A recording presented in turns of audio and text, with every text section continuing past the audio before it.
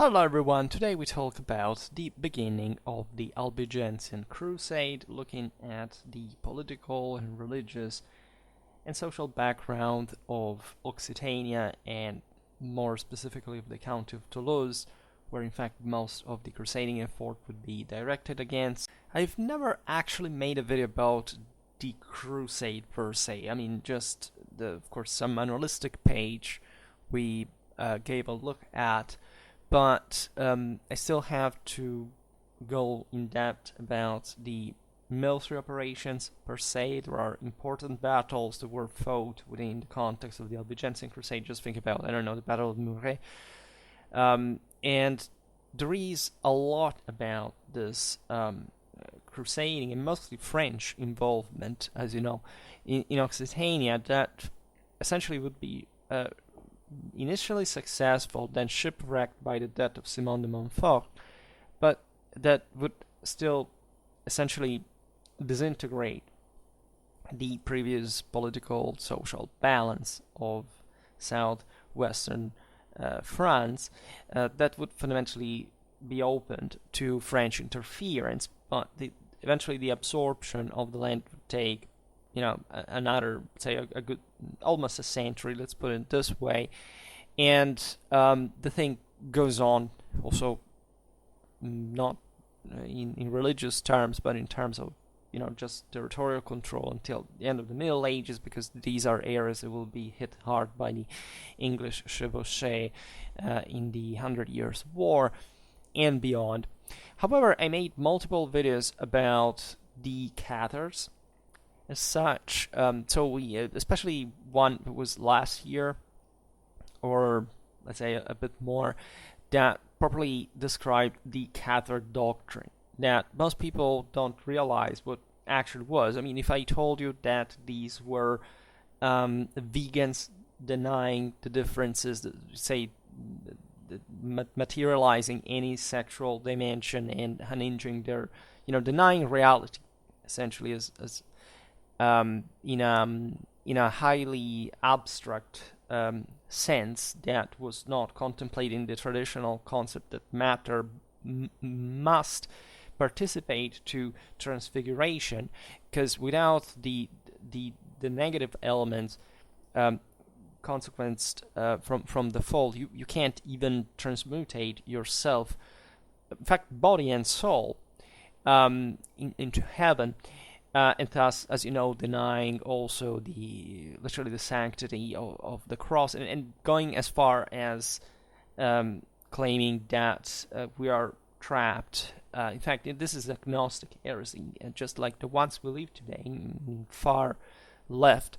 And this should be observed also in the way these communities were organized, that we're trapped in a bodily dimension that doesn't belong.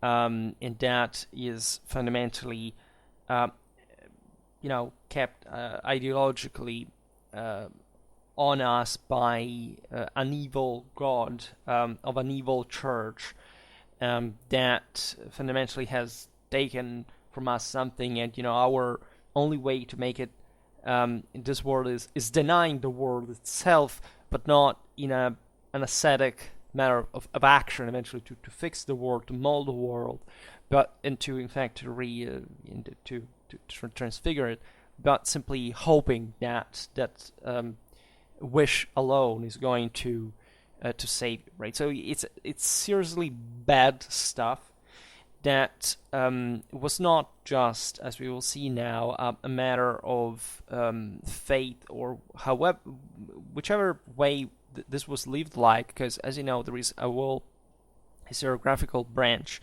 stressing how the picture of the Cathars as a unitary movement has been resized. Like, there were different movements that were, however, definitely heretical, that were definitely taking that direction, that were definitely connected with a previous historical philosophical background that had always been one of the fringe of extremism, of anti-orthodoxy, of anti-Catholic effort fundamentally, and that was deeply intertwined with, in fact, the political side of the story, properly of earthly rule, and that some, in fact, local lords, as we will see now, were exploiting, right, to escape, essentially, at that point, the French pressure, but essentially fueling these ways to Christianity that were definitely detrimental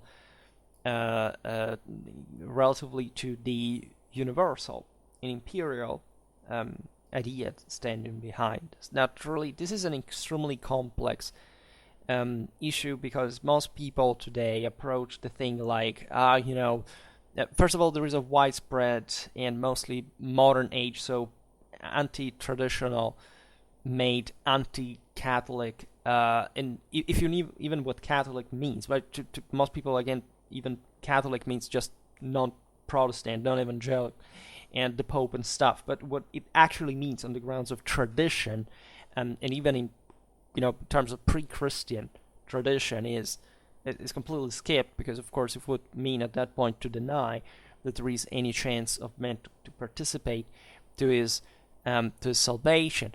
But the idea is that these were poor martyrs who were exterminated by the terrible evil church, or the terrible evil popes that were such evil bad people. Instead, sometimes in the modern age, the world got freed from the Catholic Church, so literally the universal church, one that runs through the world, through the entire universe, as if this fragmentation, destruction was anything to take any slight pride of, and that wasn't actually a major civilizational disaster.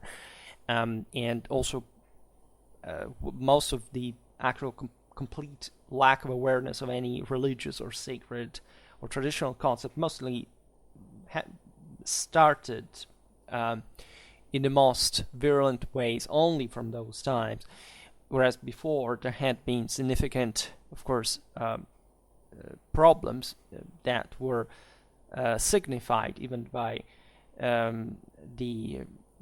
some of these currents of Christianity that had somehow already softened up to the point that you see here a crusade, but this in the ancient world would have been literally to deny the entire universal divine order, and it would have been completely intolerable. In fact, there would be also a lot of prehistory of Catharism to find out how fringe this phenomenon was, how it basically triggered any power, including, for example, the Byzantine Empire, that waged only one crusade in its entire history, because otherwise, that the Byzantines probably were alien to the concept, because of the Bogomils, because of what in fact seemed to have been connected with Paulicianism, with the ancient Gnostic heresies that had always been essential, just like today they are. They want to disintegrate hierarchy, order, authority, discipline, as they are manifested right in the world. So not wishful thinking that you can obviously substitute yourself to when, of course, the elite is not worth it, but a sort of anti-effort to any capacity of improvement and of elevation, and even of salvation to the to the last step. Excuse me, I drink a little. So these issues are described again in another videos I made. I created a playlist which is called something like Heterodoxy and Heresy. So you can, and I think there is one about Catharism now, and I will surely add this video to it. In any case, getting to the thing, I mean, understanding what this really was, aside from the, again, completely modernistic, made-up fabrication that the Cathars were any kind of heroes of free thought. Look at what they actually want. I mean, they basically copied what the entire Catholic Church was at the time, and they had their own Inquisition, they had their own repression, and they failed actually at the very top because they were not so organized, as of course the Roman Church really was. But exactly because of this, they were also hosting an enormous quantity of derelicts, of violent people, that essentially criticized the very concept of property, of hierarchy, and more. Right, and this was happening, in fact, in a highly fragmented reality, like southern France really was. And always remember, the political fragmentation doesn't really mean just weakness per se, but in this case, Occitania was eventually just annihilated, practically.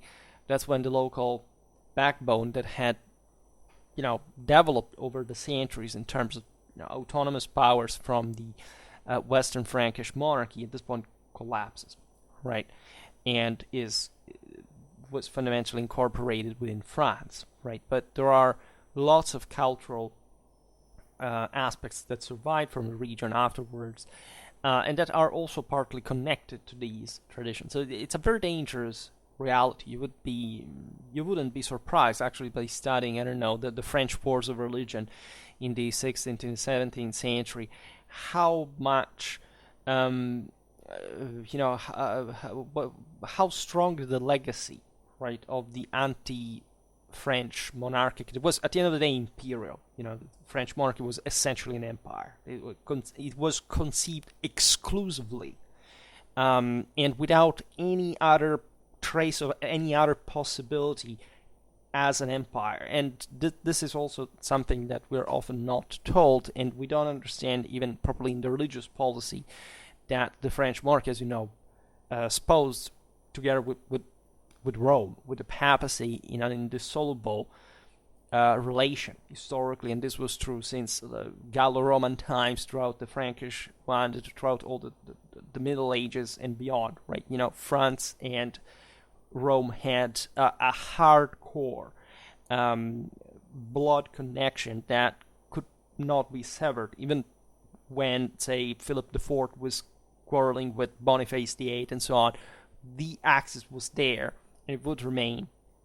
And especially the 13th century can be in this very beginning, from probably the peak of Roman Catholic power. I made a couple of videos about Innocent III, one of the greatest popes ever, right? That achieved fundamentally the vassalage of the entire Europe, right? Western Christendom, but beyond, because these are the same years in which Constantinople has been seized by the Crusades, and there is a Latin patriarch there. It's the years of Las Navas, of essentially the end of the Reconquista, as a matter of fact, because at least all the Muslims that remained in Spain at the time became vassals of effective Christian Catholic powers, and beyond, right? The scale of success and of importance of the pontificate of Innocent III goes beyond any, and it's deeply intertwined with French history as well. But it goes even beyond, telling the truth, and knowing papal history is a mandatory part of every adult person's education. Otherwise, give up any possibility of practically understanding anything, historically speaking. I see this constant, in fact, Manichaean obsession against, the idea, the only stuff you find on YouTube about papacy is either, which were the most evil popes, and literally the only thing, and or just some self-sedicent priest who gives kind of, superstitious and pretty actually disgusting and anti-Christian advice to a bunch of, mindless people who believe that if they do literally what another person tells them, they will fix their life, they will be perfect.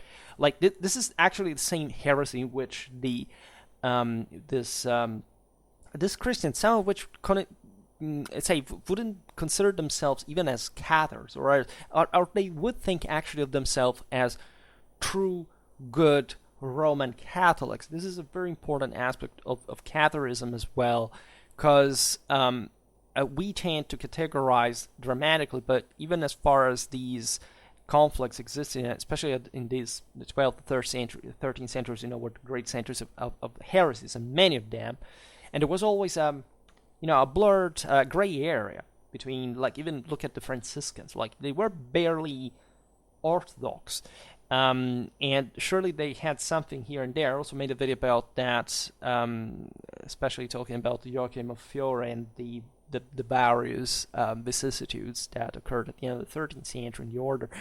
But there was an incredibly vivacious debate about nature of course, of Christianity. So it is true that Catharism as such was not such a dramatically organic, homogeneous, structured system like that was easily recognizable just per se.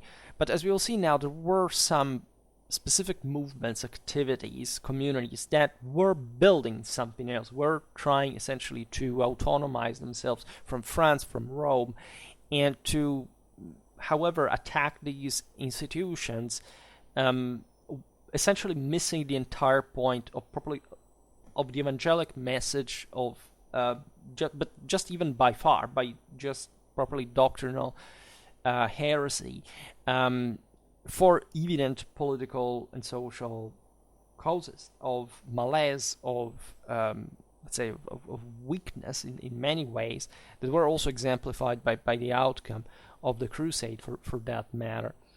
In any case, it's, again, extremely complicated. So we will have to make, I think, at least another 20 videos to explain the thing very, very carefully. In any case, let's try to see where the thing began like, and what were the major causes of this movement that wasn't technically even directed, as we'll see now. Very few people realize this, against the heretics per se, but against their sponsors.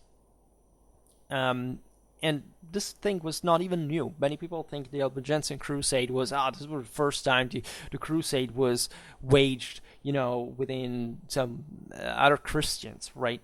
This is actually not true, right? It was already a thing, and again, Crusades have been presented to us as sort of wars of religion, as if, any other war at the time wasn't of religion, or didn't receive the support of religious authority, or it wasn't already de facto organized on the same scale of a crusade, and also technically, even juridically so. So there is a gross misunderstanding of what the entire, probably of what religion is. And this is pretty obvious to anybody who's been living, in the last generations, right?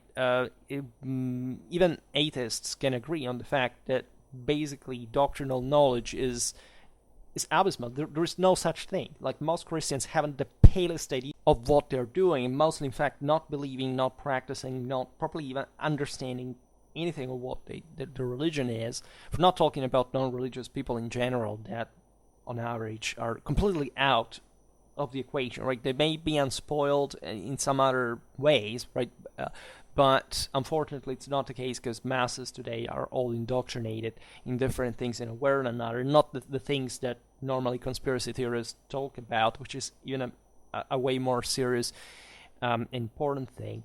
And I think starting from just telling the politics of it, right, is crucial, as opposed to even just present some, say, organic doctrine per se. It's as if you had to explain today, I don't know, why the people, generally speaking, believe a certain thing politically. That there is that belief in the air, and when you talk to people, however, you realize that they all decline it in a different way. They all mix it or intersperse it with other stuff, and basically nobody believes the same thing, right? That also within the church, this has always been kind of the case, right? There's never been a single person that understood the Bible univocally, historically.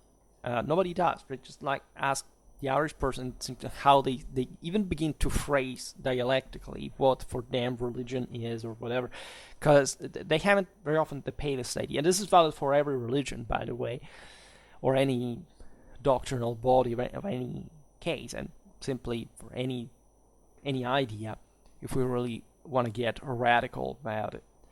So we have seen how by the beginning of the 13th century, where basically the thing, as you know, takes place, Catharism was already firmly established in many parts of Western Europe, right? And namely some of the most developed ones. We're talking about Languedoc, Catalonia, Lombardy, Tuscany, also the Rhineland. I mean, and this is very interesting because these were some of the single most urbanized areas. Similarly, also in London, there was an activity of this kind. It's not just about that, but these were some of the most advanced places, or technically the most advanced places in Western Europe, right? Central northern Italy, southern France, northeastern Spain, the Rhineland, and other areas. Naturally, it's difficult to track because these people were again everywhere, but they believed different things. They were more or less sensitive to it, and we will talk about that spread as well. This stuff was around since ever. We can't really tell whether it simply spread, for example, from Bogomilism from the east, even from a Galatian origin. That if you go look at late antiquity, you will find lots of correspondences with. So it's as if when medieval civilization reactivates itself after that stagnation of the early Middle Ages, the same identical problems that existed in late Roman Empire happen again, right? There are debates on, for example, how doctrinally deriving these ideas were from the Valdensians. But the Valdensians, in spite, of course, of their history of ferocious persecution from the side of the Roman Church, were actually supporting the Cathar extermination during the Albigensian Crusade, where the Valdensians in these years were saying to the Pope, cool, good, because those guys are crazy, right? And they were aware of that. We've seen also how we're talking about the 13th century, but during the 12th, these phenomena had already appeared in many ways. Sometimes they were just demagogic figures like Arnold of Brescia, for example, or there was heterodox as far as certain turns of philosophy, even in the great theological studium of Paris were concerned. Great part of also the philosophical achievements at this time, as we know, were coming from forbidden sources that were eventually regularized by the church. Think about the Thomistic, Ptolemaic, Aristotelian system of the 13th century and beyond. So we will have, I talked about this stuff, but we will have to come back on that prepotently because it's naturally the point of it all. So it's that how based by scale this phenomena were and how basically present a bit in every single one of these milieu that they operated.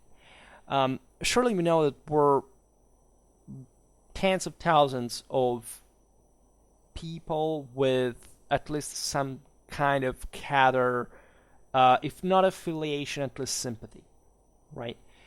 We know because we're pretty reliably informed of the amount of several thousand so-called perfecti, the perfects, right, the name given to fully initiated members of the Cathar Church, and that had a specific leading role. So if we're talking about the scale of several thousand, we can think that there were at least tens of thousands of Cathars de facto concentrated in these regions, and especially in the cities, and especially in these areas where the disease of abundance in many ways, like today, has brought to kids to be more alienated, more like buying to radical ideological distractions to cope essentially with their own individual weakening, right? And lack of discipline, lack of effort, lack of logic brought by the same hardship that, of course, the fall entails, and more.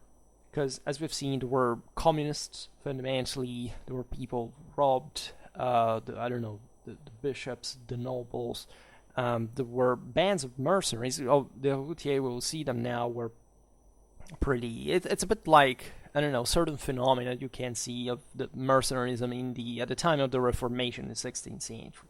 Right, we've seen it even for the Landsknechte, right, how there were ideological radicals among the ranks, even of the most Catholic powers. And this was the case in many ways the same, right? It's just like today. I don't know. You have Marxists in the military, and they just exist, right? Maybe they even do their job well in part, but let's say in general, these are the people who were contributing to the detriment of the dignity of human civilization just by professing themselves in that way. So it's way more complicated than it seems.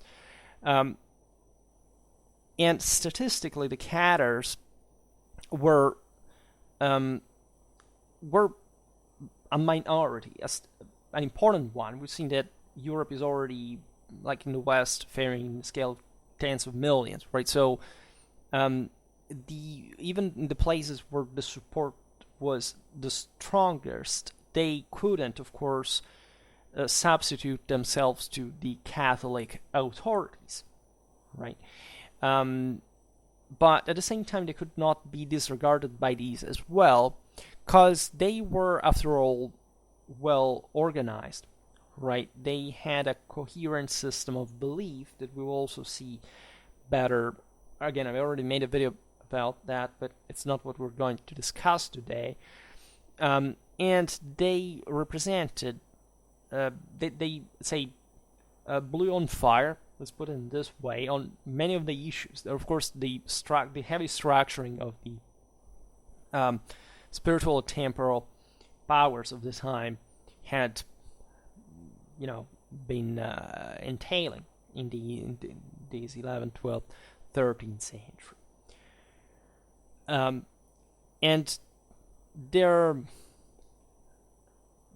organization consisted essentially just in a copy of the Catholic system, because they set up territorial bishoprics, subdivided into diaconies, and the perfecti would be essentially the priests, right, as if they had probably been ordained, and with the exception of the fact that they were sub-organized, let's say, in single-sex communities with a variety of pastoral or contemplative functions depending on the situation. So there was a bit less ambiguity compared to what the Catholic Church had been organizing itself like.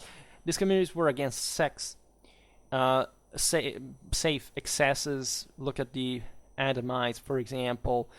It depends on the radical stances they would take. This kind of fanatism is to be found again, even look at what the Hussites did, and also what they caused to their country, right? So the loss of 1/3 of the people, and a dramatic shrinking power and capacity. So a disaster in many ways, but these were also, again, areas that were cultivating these communities because they had, as we've seen also, parading some instances against some abuses and shortcomings of the official system. That, however, exactly in those regions were, let's say, exactly the areas that were leaving the system more alone, right, to do what they wanted. So making these presence growing kind of in an unregulated way. The Cathars essentially said that the Catholic Church is a devilish creation, that its sacraments could not confer salvation, and which is also a pretty ignorant take on properly the meaning of the sacraments and what they actually are supposed to be. In any case, any possibility of compromise with them was impossible doctrinally, because they literally refused anything, including, again, the human, properly bodily dimension of Christ, creating an enormous amount of probably of irreconcilability with the entire Nicene faith, but with something that went beyond, also in terms of these people didn't really have they had a coherent, of course, system of belief, but this doesn't mean that it was correct in a strictly historical, philosophical, theological, or literary way. And of course, they were mostly bringing on the fore true, of course, Christian knowledge was practically the only one existing at the time, their own take on the thing that was extremistic, to say the least. And this is why the papacy at this point had been considering them an international threat, right? In the first year of Innocent III's papacy, that was marked, as we've seen, by a very firm and resolute attitude against the heresies that at this point were really threatening to cause a schism in the West and, undermining the overall order, right? Not just the spiritual one, but the temporal one as well, because we will see that the Cathars were naturally supported by some polities that wanted just to keep the area fragmented and under their own influence, given it was also particularly rich. In a way or another, the Cathars, or at least their supporters, were accused of having assassinated the podesta of Orvieto. It was a commune in the Papal States, and therefore, intervening even with terrorism, with this kind of fanatic means to undermine the same, not just the ecclesiastical hierarchy, but in this case, properly a public official that was also, delegated by the papacy, but also represented here a commune in a kind of universal sense. So what secular power at the time really consisted in. The Pope at that time was also informed that the ruler of Bosnia, with many of his subjects, had been professing the dualist faith. The dualism stresses, in fact, this separation between the spiritual and the material side of the story, and the Cathars brought it to the extreme of claiming again that everything material, including the cross, including body, in anything related to it. That's why they were against sex. It's as if, again, today people say it doesn't matter if what sex you are. You can invent fundamentally that you aren't just because you wish it is the case, and so you're not even trying to acknowledge that the only way through salvation is acknowledging reality for it is. And if you really want to change it in a way that naturally hasn't even to do with this kind of delusion, is through the means that you have, spiritually and bodily per se. And this thing of Bosnia is interesting because it, as you know, that the land was somehow peripheral to an important amount of powers: the Byzantine Empire, the Kingdom of Hungary. It was also relatively close, in fact, to the ways that brought to northern Italy, and from there also to southern France and beyond, right? So that's where, at least by land, most of these Cathars had probably passed, at least in the form of, again, of Bogomilists or other heretical movements, or whatever you want to see this phenomenon like. And it was, of course, a way of fringe powers to adopt this kind of heterodox radical stances. We have seen them with the Nizarites in the Caliphate in the Near East. We've seen it in many circumstances that the fringe of power is always kind of more extremistic, ideologically speaking, and it doesn't properly accept the achievements that earthly authority wanted by God, because there is no other way for any human to get any power but from heaven on earth, and thus being recognized in a way or another in this. And so also this is the point, right? It's like people today, when they don't understand why a power is a power, they essentially must make up the concept that it's that being a power is not everything it takes to be the good one, where in another. And this is an incredibly wrong concept from a moral point of view, because any power is founded on a moral base.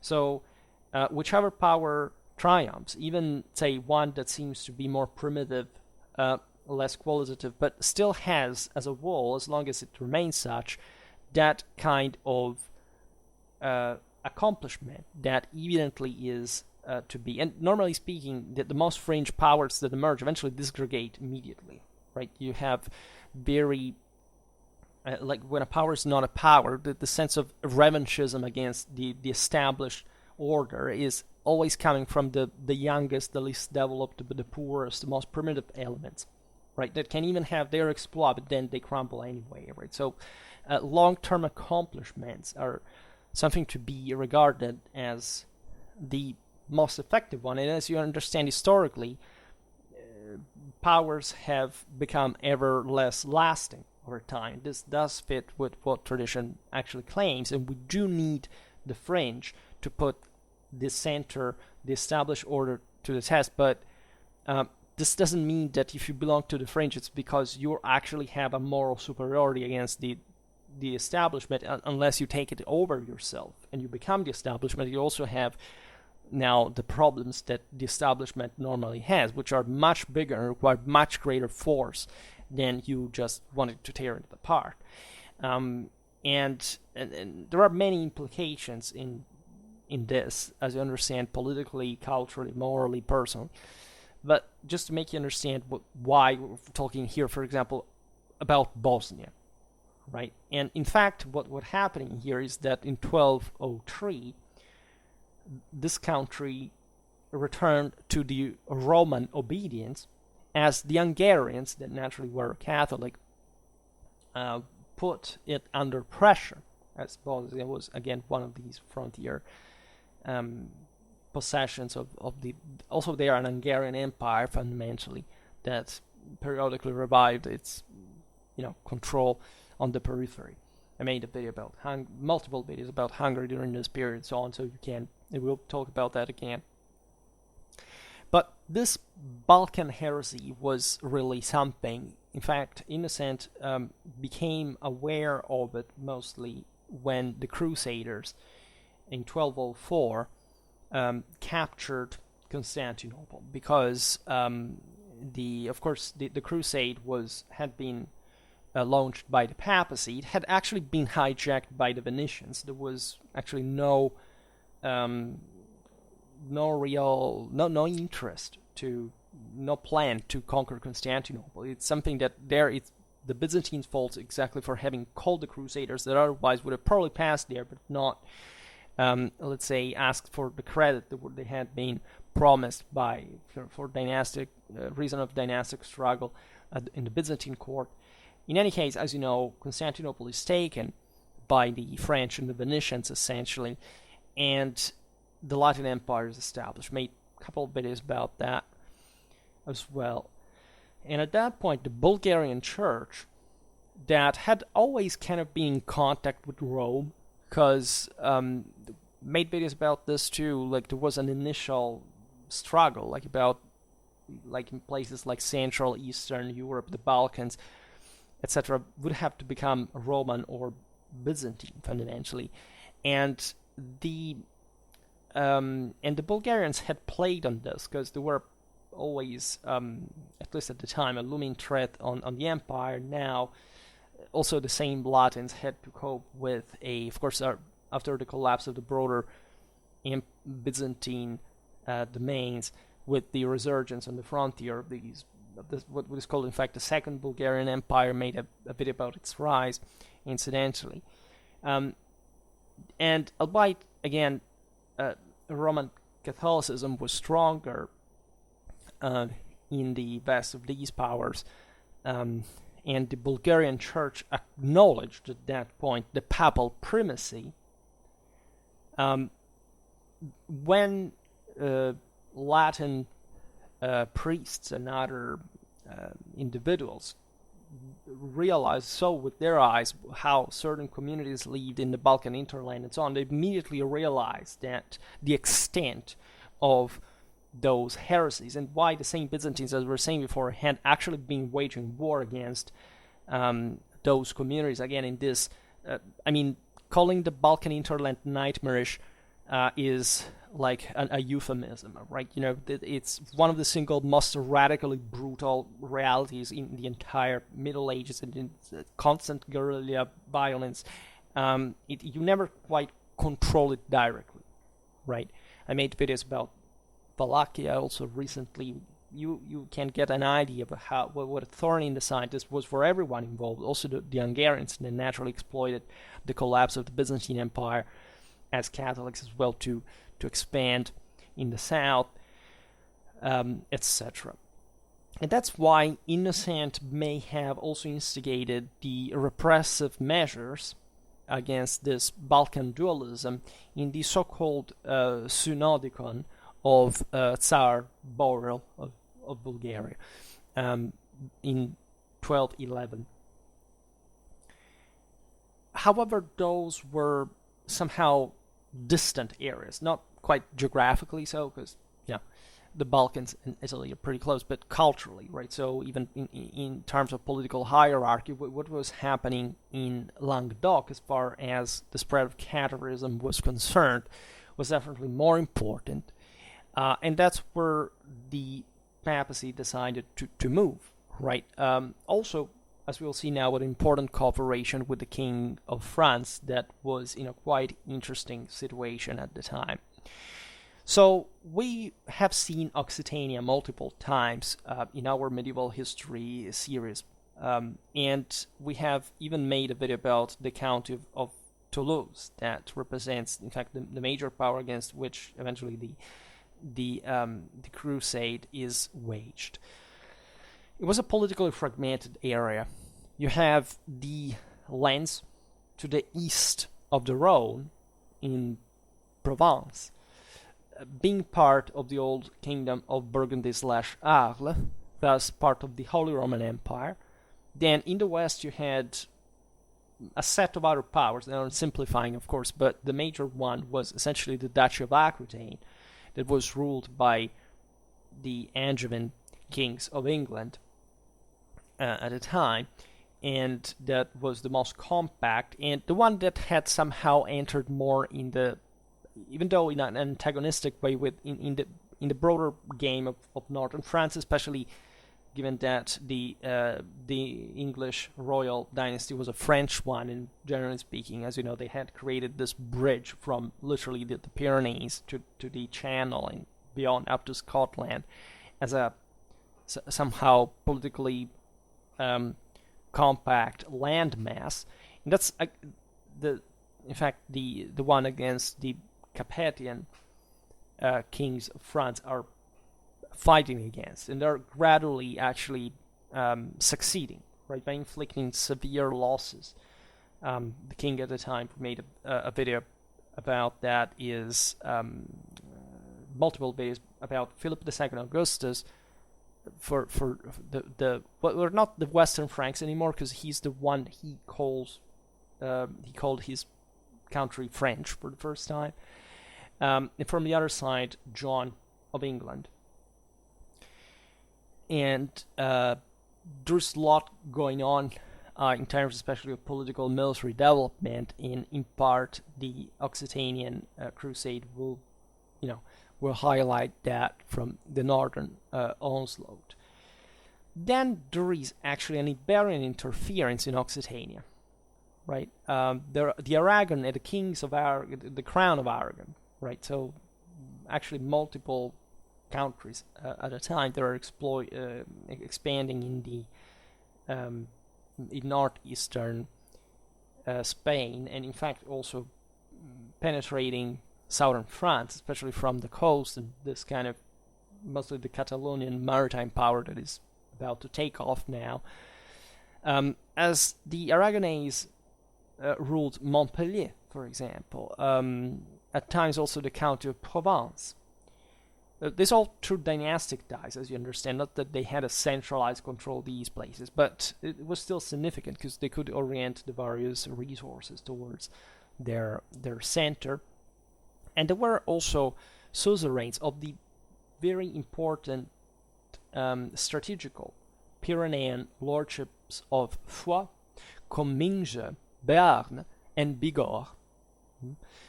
Plus, they somehow they had another foothold in the very county of Toulouse that we will see now, as they fundamentally controlled the Trencavel viscounties, which were opposed to the Count of Toulouse. In these regions, as we've seen, the French royal influence was historically weak, right? The Carpathians hadn't come out of what we have described just the other day in that video about 12th century Western Francia, in this kind of northeastern French cradle that would, in fact, be the heart of the also of the fully re-extended Western Frankish/French kingdom, and that we're still mostly coping with these closer and more problematic vassals, such as essentially the Normans, because that's also what the Angevins, the Normans, they technically had married into, and with England on the other side. So that was the most important theater for the Carpathians. But this rich and fragmented southern France was, from the rapacious, imperialistic, and beautifully so French mentality, of course, the next target, right? It was just properly fulfilling the entire universal logic of the northern conquerors against the southern subjects, this kind of spiritualistic and militaristic monarchy against this more sensual and artistic and figurative south. We want to point out can be illustrated by the relationship problems between Louis VII and Eleanor of Aquitaine, even though perspective also Henry II wasn't surely like a soft ruler. In any case, there are cultural differences, massive ones, especially at this time, between the north and the south of France that are not amalgamated yet as today. And again, it took a long time before achieving that. The Counts of Toulouse were, however, the major players. Toulouse was essentially the most important city in southwestern France, right? People say, oh, Aquitaine was so Romanized and urbanized. Technically not, right? We are often tricked by the fact that Aquitaine, at a point, included also what had been the Narbonenses, right? So the part on the Mediterranean, not the Atlantic watershed, and that's where, in fact, Narbonne, Toulouse, many other important cities, in fact, from Roman times and before sometimes had existed. Toulouse had emerged as the largest. The counts were peers of France, and their lands stretched from the foothills of the Pyrenees to the Dordogne, and eastward to the Rhône Valley and the Marquisate of Provence. As we've seen, their chief rivals in the area were these sub-counts, the Trencavel, that ruled over some importantly compact territories, and that would become, in fact, a shelter for the Cathars during the Crusade, as we will see now.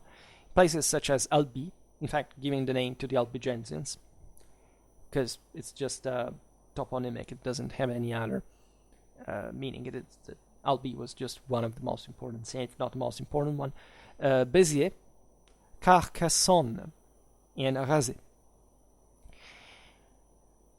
The problems of the County of Toulouse were big, because basically this policy had emerged from a hybrid between a feudal and a communal institution. There was the Count, that was the feudal lord, and Toulouse that had emerged as the major city in the area.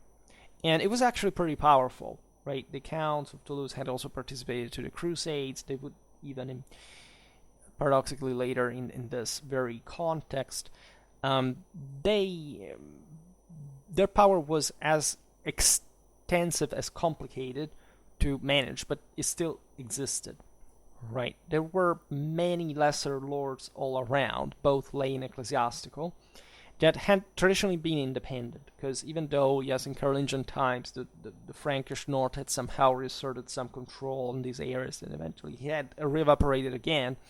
So since Gallo-Roman times, these were places where the local bishop was also the local lord.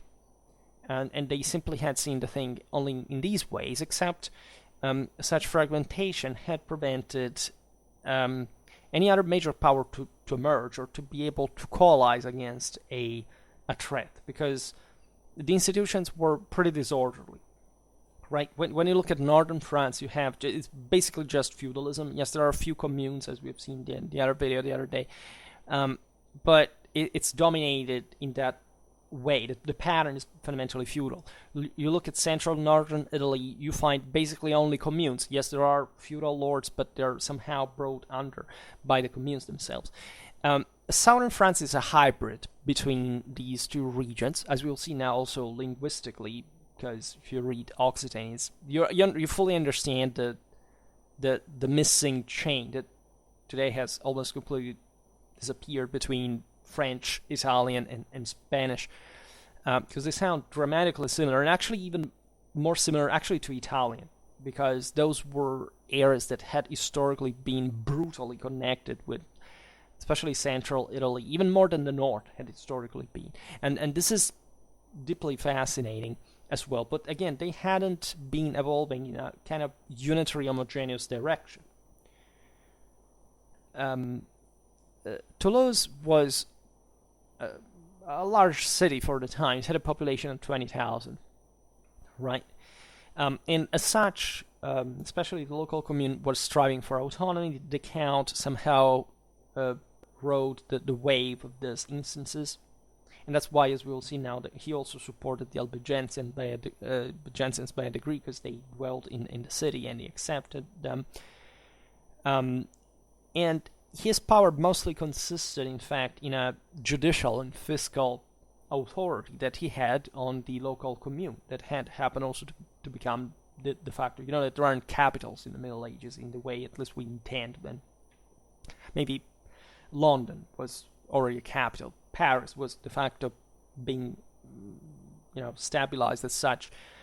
But here, just it's an accident, right? The Count could move. We've seen the courts were itinerant and so on. And the lesser lords were weakened by also this Occitan custom, essentially of Romano-Germanic origin, of partible inheritance among all children of both sexes.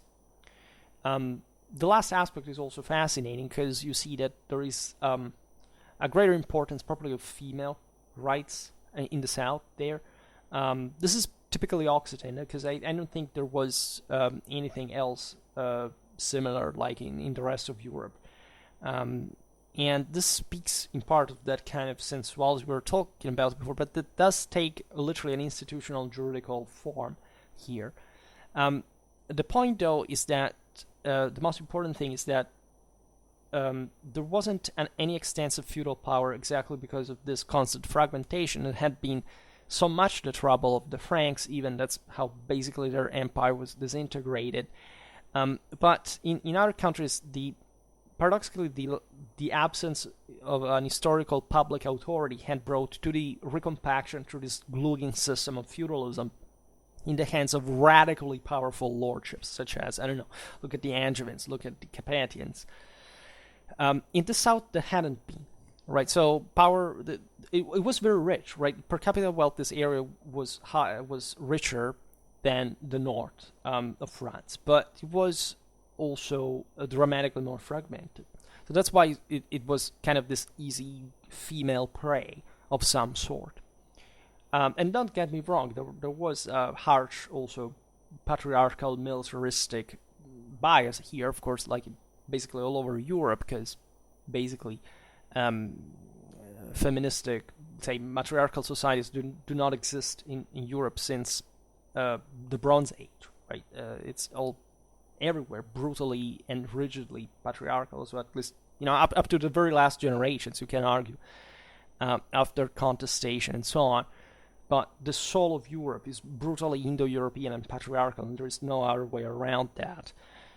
And there is no surprise that in this state of things, so scarce central authority and an important amount of wealth, warfare would become endemic. Right, the routier, so these troops that go on the route, so always being on the march in some way, and pillaging, raiding, etc., and very often coming from other countries, interestingly enough, were hired for normally campaign season by the local Occitan lords. Then they would turn into brigandage, and then when they were discharged, and naturally many of these people came also from the French north, so they kind of already knew what it was like there, also militarily speaking, and so the Carpathians also had an important amount of information of what, of course, that work was close, also culturally aside from the differences, really was about. The early papal expeditions were a failure, as after 1203, for example, the legate that Innocent III sent to Languedoc, Arnald-Amalric, abbot of Citeaux, wouldn't make a headway until he was joined in 1206. So the cavalry arrives, Bishop Diego of Osma and Dominic of Guzman.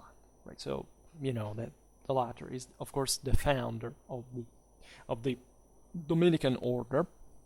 I discussed extensively the role of Dominican orders, and we concentrated somehow more on the Franciscans, but or on the two at a time. But on the Dominicans, we have still to tell a lot, because as you know, these orders had, as we'll see better now, so through their activity, formed to counter the heresies. Exactly, the Cathars, not just on a doctrinal level, but literally as far as the Imitatio Christi was concerned, so properly having an apostolic lifestyle, and however in full orthodoxy, and ably endorsed by the Pope, that could grow essentially from actually heterodox groups. Like this is again best exemplified by the Franciscans, but also groups that were really seeking like this other way, mostly concentrating on poverty, but on a theologically correct approach to poverty. So one that could help making you look at things in perspective and how to handle the world for what it is, and not trying just to ascetically strangle yourself by denying the creation literally as an instrument for salvation. This was the major change, actually, because the Mendicant order saved in many ways the Catholic Church. They walked the roads simply dressed. They slept in fields. They begged their food and preached the gospel all at the same time. Consider that even these mendicants were very differently received at the time than today. Like up until, in fact, exactly the creation of the mendicant houses in the cities, that was a novelty compared to traditional monasticism. The mendicant was just a normal figure, right, in this pre-modern world, right? It was accepted. It could be Christ, right, as you know, in disguise, just like this is the same thing in the pagan world with Odin, right? You never know who this person coming in the night, passing by, needing just a meal, and just to move on with his mission could be, right? So there was a sense of community that, of course, was the same one that had strengthened the same Cathars by a degree, and that was normal at the time. They were tolerated, right? It's just in the modern age that beggars were essentially just internated and removed from the public space. And sadly enough, you know, they, at least for the mechanisms that we need today, we're coming back to be pretty lax towards them, but it's also kind of an illusion compared to, of course, the what the medieval in the pre-industrial standards really were. And the mendicants at the time proved, of course, they had a point. They had an organization, also many important points on how to handle wealth and building the houses and so on. Also educating them, because they needed, of course, the tools, the intellectual ones, to counter the heresy. In fact, the best of them were schooled in the most prestigious faculties of theology in Europe at the time. But they proved, just by, again, mind and lifestyle, I'd say, that the Cathars were not unique in their ability to imitate the life of Christ. And as far as the masses were concerned, of course, this was particularly important, because to many of them, the most important thing was exactly always that need of standards, right, of church purity. Most of them didn't even counter Rome as such, as the center of Christianity. But there were instances in which, in fact, the most structured communities of the Cathars were taking that direction instead, and trying to found it just on, again, heretical, literally misinterpretations of the Holy Scriptures, and just essentially denying the necessity even of an order, right, which was deeply hypocritical, because they were literally copying in many ways the same Catholic one, and without also, if it was dissimilar, it was just in shortcoming, not because they created anything innovative for that matter, not even in persecution, in means of control, and so on. On January the 14th, 1208, Peter of Castelnau, one of the papal legates, was assassinated in Occitan, and Raymond VI of Toulouse was suspected of his murder. Surely the relationship between the two had been strained, but it was not in Raymond's interest literally to, even sponsor the killing of a papal legate, right? He was supporting the Cathars, as we'll see now, just because essentially they were a popular movement in Toulouse, in some of the most important centers he ruled. But still, he was a main international figure, again, a peer of France, and involved just in the universal business, right? He was open to going on crusade himself, right, to Japan. These were all, by many standards, were just good Christians. You could never quite even tell the difference. That's also the whole thing was tricky in many ways. The thing did exist, but was not like a very distinct boundary. Raymond was naturally trying just to mediate between these two forces that were risking to rip his dominion apart, right? Plus, considering always this looming French threat, we will see better properly the role of the County of Toulouse as far as the Angevin Empire was concerned, where they were never really kind of fully okay, because they really wanted to keep everybody out. But still, of course, it was a Toulousan policy that was trying to, of course, to disintegrate Capetian power in order to not to make anybody prevail in the process, so they could simply swarm into southern France. The Pope, by the time of the assassination of Peter of Castelnau, was already convinced, and he was right, by the way, that heresy had been spreading in Languedoc because of the local establishment. In other words, the great lords, and in particular Saint Raymond VI, had refused to cooperate with the church as far as the Cathars were concerned. In fact, the Saint Raymond had been receiving Cathars perfecti at his court, and had allowed his divorced second wife to become a Cathar perfecta herself, right, which is a huge deal, as these powers were to be always conforming to the Roman Orthodoxy, and so just granting as a public official, and it was always the problem of the investiture controversy by degree, not just between the Pope and the Emperor, was always like, how are you actually defending the local church, because that's what the temporal power is supposed to do, and you're actually supporting heretics, as opposed to enforcing orthodoxy. That's actually a big deal, right? And this took, as we've seen, a form even in the highest, at least, level of the Toulousan nobility. And so you can evidently see that we will never know like what Raymond personally believed. That these, especially in these times, we don't have these times we don't have that type of information. Maybe Raymond was a fervent Orthodox. Maybe he was a fervent Cathar. Who knows? The latter is less likely, telling the truth, because the elite always understands at the end of the day, especially at such high levels, that what the best direction really is, right? So, but sometimes you need to compromise. You have to politically play dirty to try to stay afloat, which is never a good signal, right? And in fact, this would open to a disaster. But as we will see, the same Raymond didn't actually head the anti-Crusade movement or fought. He actually accepted even punishment as a good Christian and took his vows for the Crusade and so on. Not the same one, but still in the Holy Land.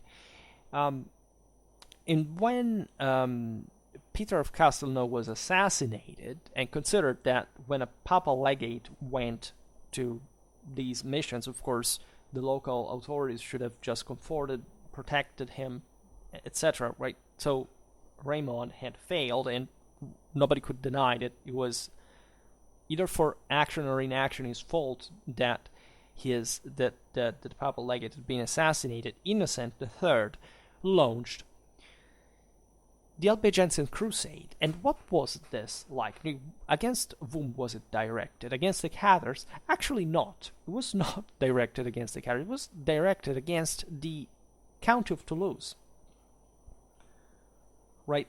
It obviously had an anti-heretical purpose that was laid out for example, offering participants in the Crusade the same indulgence as those who went to the Holy Land. And that's also something we shouldn't be surprised of, because at the same time, as we've seen, there is the Reconquista, there are the Baltic Crusades, and it was not the first time that a crusade was launched against other Christians, even Western ones, Latin ones. And the obvious objective was saying, you are a temporal power, you're sponsoring heretics, I'll make a war against you, because you're basically, naturally, Raymond at that point was excommunicated, right? So that would be a precondition, and it could be created, as you understand, functionally for foresight of the Crusade, but it was it was a problem of lay policy per se, not just the fact that, of course, there were heretics of some sort. Right, you can't have a place where everybody literally believes the same thing, or at least it must be kept under, some, a certain threshold, and you don't have to break it, especially if you are the guy who is in charge of the whole thing there. Also on behalf of Christendom, right? So also controlled by the Pope, aside from, again, the investiture struggle and who claimed to have the highest power, etc. In this case, consider also that Raymond was a vassal of the King of France, so of a higher and brutally Catholic and unchangeably so power, right? So the French monarchy had, as built its entire mystique around full orthodoxy. In absolute terms, France is exclusively Saint-Denis, and there is nothing outside Saint-Denis that is France, right? So literally, kings that are vassals of an abbey. And the entire sacrality of royal blood connected with, again, even properly an imperial ideal of orthodoxy to establish. So not this kind of weird back and forth. And the Toulouse also, from a political, strategical, operational point of view, what was the obvious center against which a military expedition should be launched.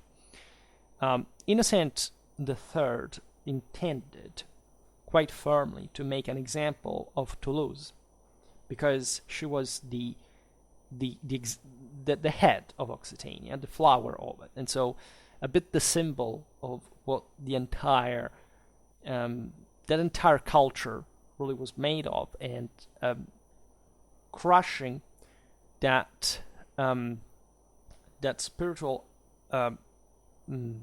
degeneration meant to bring the entire region in line, and also again the as we'll see now, those we intervened in favor of, for example, a fragmented France out of the picture, right? Strengthening the Capetian power meant to create an important counter-altar to the Holy Roman Emperor that, as you know, the papacy was generally speaking in conflict with at this point, even though Innocent had adopted the young Frederick II. Troubles would occur, after Innocent, but still, it was an important and powerful counterbalance, because that France could and would, of course, remain if compacted, would have not probably oppressed the papacy, because it was still an important. I mean, Germany just above Italy, right? So, at least at the time, and the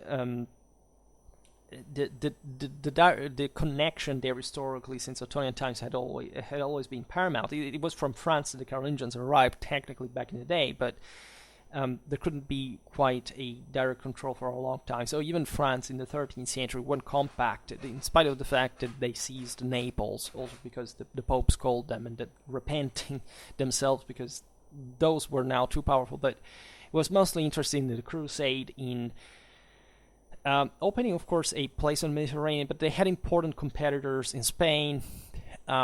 There were important issues in the north, also with England, with Flanders, we've seen that recently. So the papacy preferred definitely to back that power to just counter the empire in the meanwhile, because they knew that they would always enjoy essentially a decentralized position from France in a way or another. And that was kind of the logic. And one cannot deny, we will see it, that that's at least that direction, not the crusade that eventually somehow shipwrecked, destroying the entire country in the process, right? Or at least annihilating each other in turn, and so for eventually the King of France taking over the whole thing, in fact, was an important success of Catholicism, of universal power, and in a deeply imperial nature from the French direction. The point of Innocent was also to replace Raymond VI and any other official, lay, or ecclesiastical that had been supporting the Cathars in a way or another, right? And or convincing them to cooperate with the Church of Rome. In fact, Innocent explicitly used the term of fautores, so literally the makers, right? Those who had rendered possible heresy by fostering it directly or indirectly. So primarily against the lords who had tolerated the spread of heresy, and not heresy itself, because at the end of the day, heresy again can, as we've seen, had less moral capacity, cultural capacity than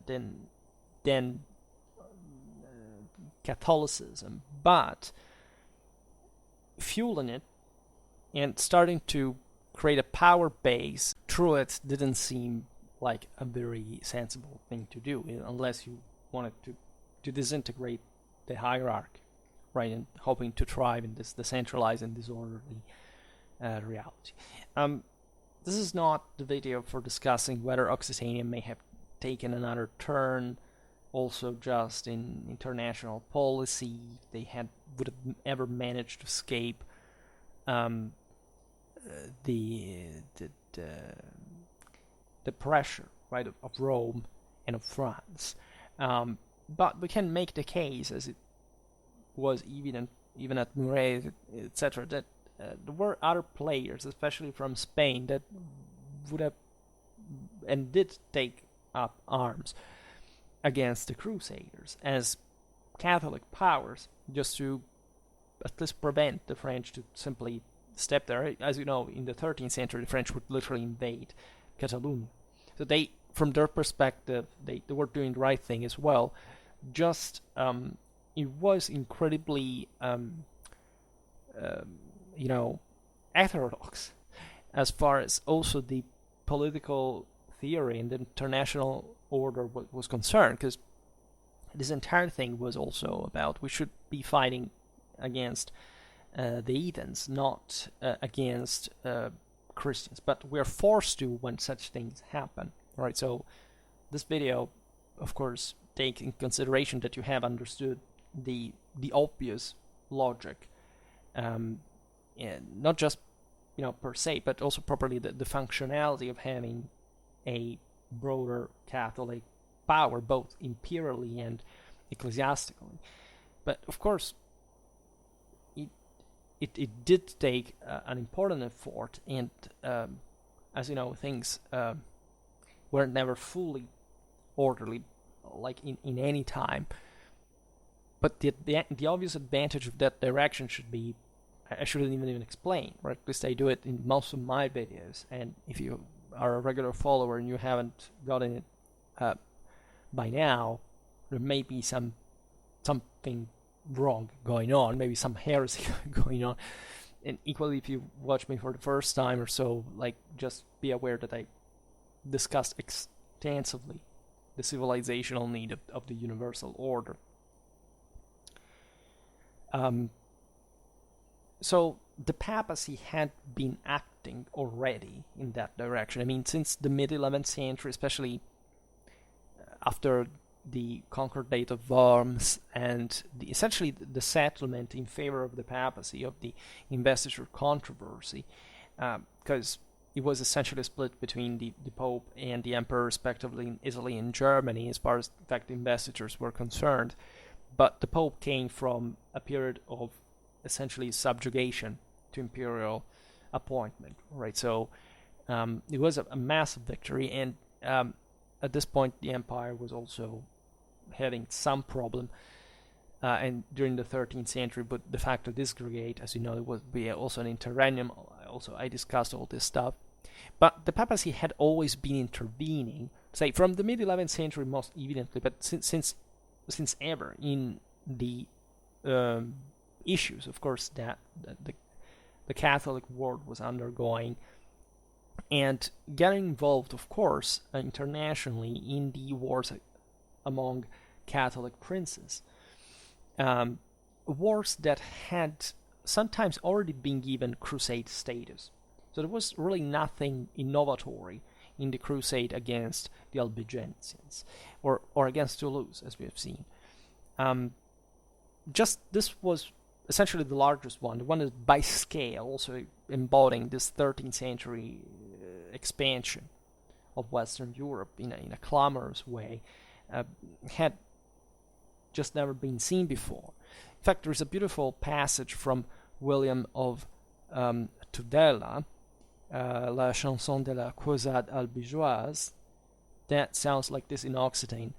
L'aust fom meravilosa grand, si maiut fes, 20 melia cavaliers, armats de todas res, et plus de 200 melia que vilas que pages, en cels no compti pas ni clerque ni bors.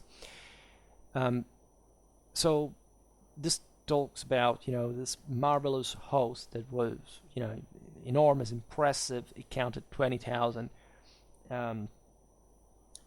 knights, all well armed, and plus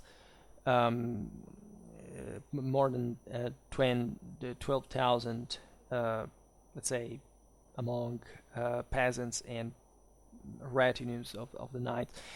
And this doesn't count also all the various, the clergy, the baggage, I presume here it means, etc. So the South was deeply impressed. There are several Occitanian sources from the time, right? This is also interesting to assess, that we don't, like, aside from the cliche that people still think about ridiculously enough today, that history is written by the victors, we can reconstruct, of course, the the Albigensian Crusade also through local sources, some of which, of course, were actually in favor of this whole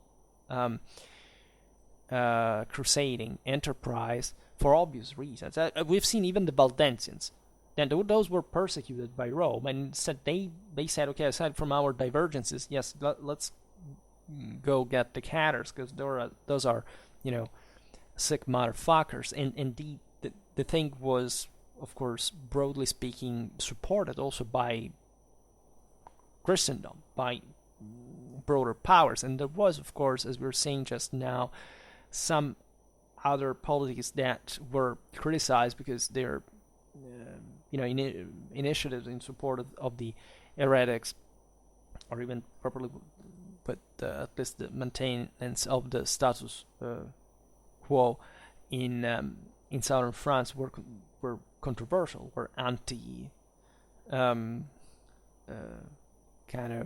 today we would think of a multilateral order where you don't have really to start messing up things, and this was the way that they also saw it in practice, in a greater sense, aside from those again that could profit also from the keeping the area that let's say uncontrolled, right?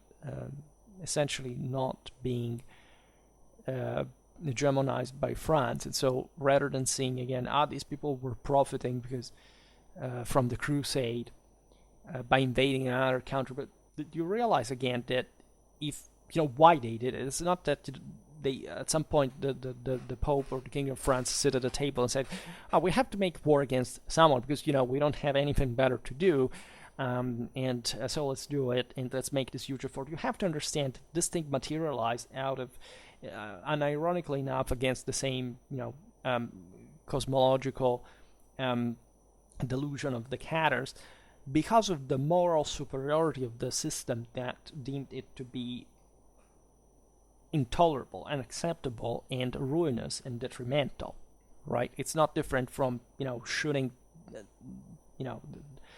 at a terrorist today. I mean, what's wrong with that, right? Is there even any moral concern about that? Or, of course, under certain circumstances where there are dangers actively and they aggress you back. So the thing is always, why are you doing what you're doing? And if you are caught doing so and you resist, the question is, what's about you, right? Because also the massacres that took place during the Albigensian Crusade were actually carried out not because, again, the Crusaders arrived and simply decided to kill everybody. Of course, there was a big deal of adventurism, as we've seen, and medieval knights were definitely not very delicate and sensitive people as far as exterminating large numbers of kids was concerned, but they had a reason specifically, right? And when you said, for example, there is the famous phrase of the legate that said, kill them all and then God will choose their own. Today is will recognize their own, his own. It's understood as, I'll look at those damn popes that sent armies to exterminate people and didn't even care about the heretical thing. Perhaps you have missed a little detail that if I am a papal army and I am asking you to cross a certain place and you oppose yourself in arms and you hold out, when there are Catholics and non-Catholics inside the city, because you have to hand the heretics there, at that point, and you use armed resistance against the highest spiritual authority, essentially backed by the temporal one, because also the empire was fundamentally okay with this. The question is, why are you even resisting in arms? It's as if, the police arrives at your house and you start barricading yourself inside, armed, and shooting back. If, or somebody begins to shoot, but it's not important. You're just already on hostile ground. The question is, what are you hiding, right? And it doesn't make any sense at that point, exterminating a resisting city is just what happened in Jerusalem, for example, during the First Crusade. Why? They killed Christians next to Jews and Muslims. And why? Because they had all held out against them. Because they didn't it was those who resisted who didn't give a damn about their own religion, as a matter of fact, and what that really meant. because of course there were other interests from both sides, but this has nothing to do with the fact that the ultimate principle was actually the guiding one, and the one made succeed the expedition, by the way, and that if you take up arms, it was normal at the time in everywhere that you at that point you refuse to lay down your arms. You're at the mercy of the winner if you fail. It was true everywhere. Like literally all the wars that were fought were based exclusively on this law. Within the Christian world, within the Islamic world, everywhere. Obviously, war was made because somebody thought that God was from their side, even when you were fighting against co-religionaries. So this alleged and hypocritical and ignorant and subcultural, oh my God, they killed him, that legate said, the terrible thing. But do you have any idea what was happening? Because if you don't, what the hell are you even talking about? You have to twist the thing ideologically that the legate was an evil fuck who killed everybody just out of which reason, if you don't even know why they were there and what were others doing, what was the general context here that we're trying to explain. Nobody knows, but apparently that's all, again, Marxism, anti-clericalism, anti-Catholicism, anti-anything that resembles the imperial universal tradition, because people are jealous essentially of power, and that's where it gets down to. So William of Tudella's verses that we were reading before, I probably butchered the pronunciation of medieval Occident, but nevertheless, is the description of the army of crusaders that came down the Rhone Valley in June 1209. It was led by the previous legate Arnald-Amalric. Right. He talks about this 20,000 plus 30,000, etc. But this is not important. There were probably armies of, yes, at the largest of tens of thousands, but not more than 30,000, for sure. Surely, however, the people of Languedoc found it very intimidating, because it was literally a formidable host and one of the largest armies of the time, and it was coming largely from the north. So from the land of the flower of Christian cavalry, from a world that was traditionally, trying to capture back the south, where everybody knew essentially that the current situation was highlighting also the systemic fragility of their own autonomy that now couldn't resist quite more compacted powers as the French one was coming. The background. The King of France, of course, joined. He wouldn't join the Crusade as such, but he sent basically all the rooty nobility of the north towards the south, while he would use mercenaries to keep fighting against the English, or at least actually were mostly French at the time, but talking about the armies of the Angevin kings. And this was a very useful direction, because essentially the king was telling, look, go in the south, you can grab all the land you want. When you're fighting against the Cathars, you can go there killing, raping, whatever. I mean, not literally they were told to do so, but everybody knew what war naturally was about, and they could carve essentially a seigneury on their own there, which is what especially Simon de Montfort will see it will successfully do until he was killed at the siege of Toulouse by Mangonel, famously enough. You would say manned, but actually that's the point, was rather womened by women. This kind of Mangonel threw a stone that decapitated Simon. Just to tell you also, the brutality of these engagements, and also in the technical capacities of these areas, where I made videos about kind of siege machinery of this time, and we talked about French examples in the south and the north, how the armies were organized about it logistically and so on. So for England, there's a lot of stuff. We'll come back on it. And one of the features of the Albigensian Crusade was speed too. Like the 13th century French armies, and also like the feudal ones of all Europe, or also the communal ones for that matter, had become ever more disciplined, organized, and there was an experimental dimension here operationally. It was the first time outside of France for such large hosts like that was remembered historically. And there was also a reason for this speed. That is to say that differently from the Crusades in the Holy Land, where essentially it was important for you to just go there, and then you could literally, again, visit the Holy Sepulchre and get going away, right? The Albigensian Crusade was meant to last, let's say, the service in it, only 40 days for an individual person. What was the difference? Well, if you went to the Outremer States, you must have had a very good reason. Like, many people would go there just for the sake of adventure and so on, but exactly for this reason, it wasn't just the spiritual thing, like I get there, I'm saved, I earned heaven, and so on. It's not how it really worked, technically, even from a theological point of view.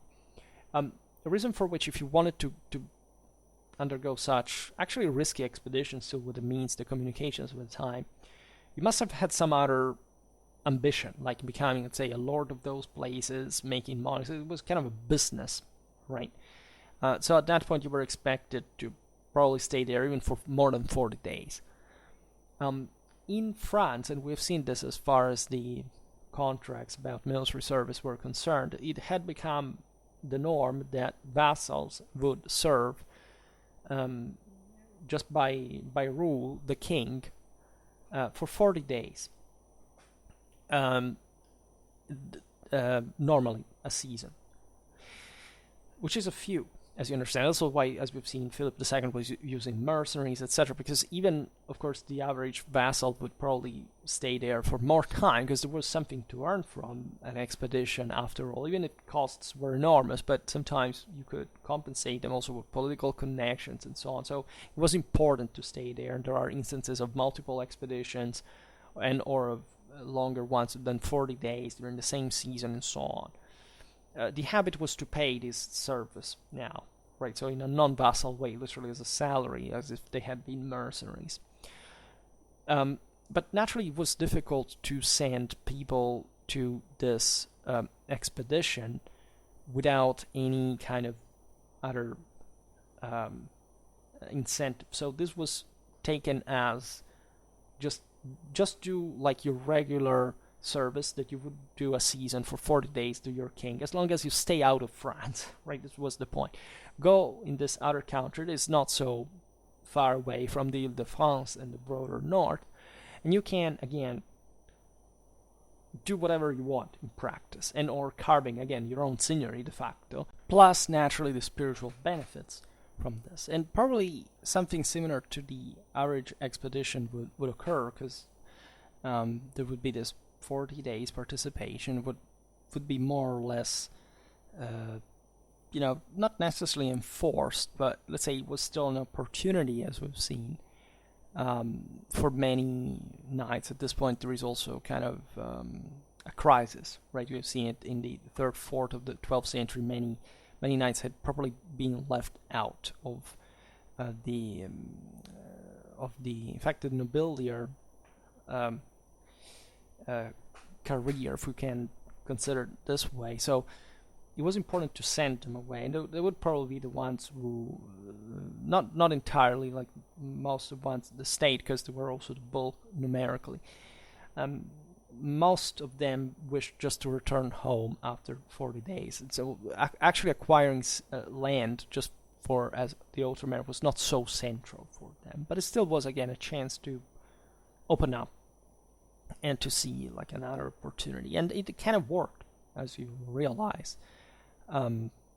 We will see the military expedition in another video per se, because it's important to see how much of a steamroller at the end of the day, how enough this was in many ways to curb the local resistance, and how heavy, in fact, the arms of the participants really were.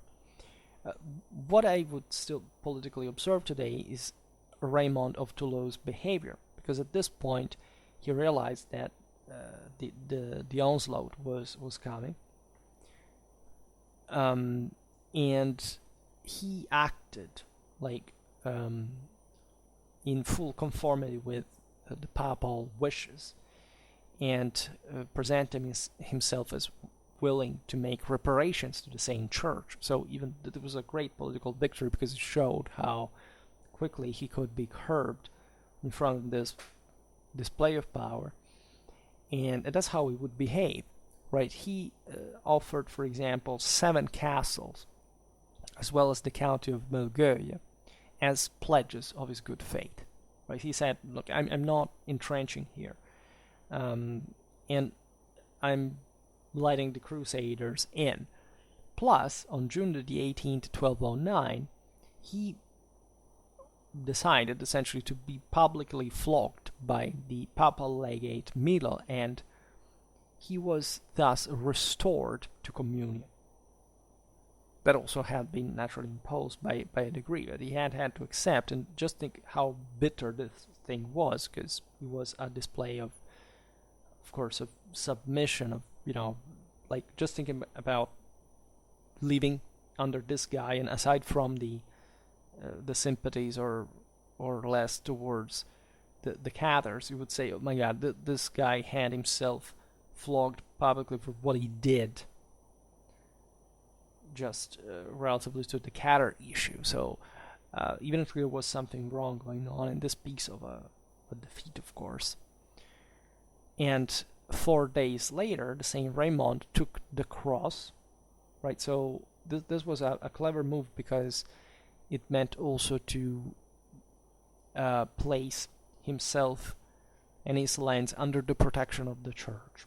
So saving what could be saved, and so the church would guarantee for having such a powerful sponsor of Catharism now reduced to obedience, not being, penalized further, and so showing also all the other supporters what could derive as an advantage from it. This was actually also an embarrassment for the Crusade leadership, because they realized they were, of course, the church was also caring about her own. It's actually bringing the thing not to a dramatically bloody solution, aside from what some of the most hyped Crusaders would have wanted to do. So some of the best lands were remaining out. Some of the richest of the Count of Toulouse, as you understand, that many Crusaders had wanted to put their hands on, could not be touched. And consider that this was happening while probably the main Crusade force under Arnald-Amalric reached Orange. This happened 3 years later. Raymond took the cross. While there was another separate Crusade army coming from Gascony. So also from areas that were part of Occitania, right? So this shows how many let's say, anti-Cathars there were willing to participate to, or maybe there were even Cathars among them, but say, let's go pillage and do stuff, In fact, they had already entered Quercy, and they had burned down Villemur. And these depredations had to stop, though, because as we've seen, it was evident that just some of them didn't care about even the same papal hierarchy at that point themselves. They weren't there for particularly spiritual reasons, right? So the matter was, at least since they could hardly be stopped at that point, because consider this, like, these are the same Crusaders that have power there. You can't send legates, but in order to be directed, you must somehow to be as strong um, from a from a military point of view. So of course the legates participated to the crusade in the armies and so on, but again it was difficult to convince the laymen to just lay their army their arms down in front of certain prizes. Let's put it this way. So they cogitated a solution which consisted in directing the Crusaders against the aforementioned Trencavel Viscounties that, as we've seen, were sort of the opposition to the county of Toulouse within the same its own territory, and were undoubtedly many heretics in some of beautiful rocks castles that you can visit all around in impervious areas had taken refuge. Right, and the interesting thing is that the Trencavels hadn't quite, however, done much to just favor. They hadn't been excommunicated, first of all, right? So that presented a problem, but given that there were so many heretics in their lands, it was given for granted that fundamentally they were just not playing correctly, and that they weren't properly even to take in consideration differently from the Count of Toulouse, just as a somebody you had to ask or to even instruct a procedure against, also with the excommunication and all, right? So this may have even actually embittered them further and started to support even more openly the Cathars. In any case, as we will see, the situation would turn out to be a mess in many ways, because the areas are very difficult to fight in. So it would be a lot of resistance. It would be a lot of just sieges. Famously enough, I mean that's what the Albigensian Crusade mostly turned into. Not entirely, but still, providing with, in fact, excellent examples of sieges of the time, logistics, military, engineering, for which we can appreciate there even this military cultures in comparison, the different level of organization, but also the similarities, of course, and that's something that we will naturally see better in other contexts, right? And we will appreciate, hopefully, in other videos soon. For today, however, I stop it here. I just hope that you enjoyed this video. If you did, please share it. Otherwise, leave a like or subscribe to my channel if you're interested in my upcoming contents. As always, I thank you heartily for listening to me. I wish you a nice time and see you next time. Bye.